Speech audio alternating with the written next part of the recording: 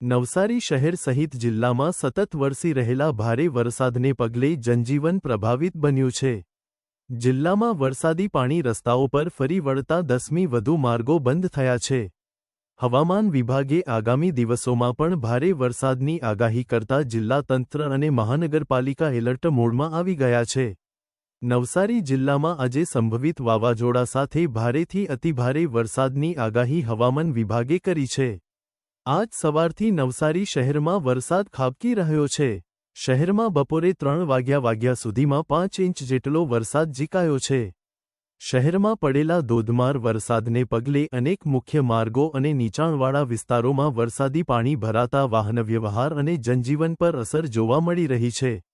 શહેરના અનેક માર્ગો પર વરસાદી પાણી ભરાતા રાહદારીઓ સાથે વાહન ચાલકોને ભારે હાલાકી છે।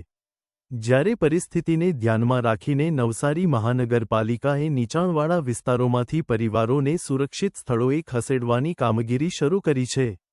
શહેરમાં વિવિધ સ્થળોએ આશ્રયસ્થાનો કાર્યરત કરવામાં આવ્યા છે, જ્યાં અસરગ્રસ્ત લોકોને રહેવા, ભોજન, પીવાનું પાણી સહિતની જરૂરી સુવિધાઓ ઉપલબ્ધ કરાવવામાં આવી રહી છે।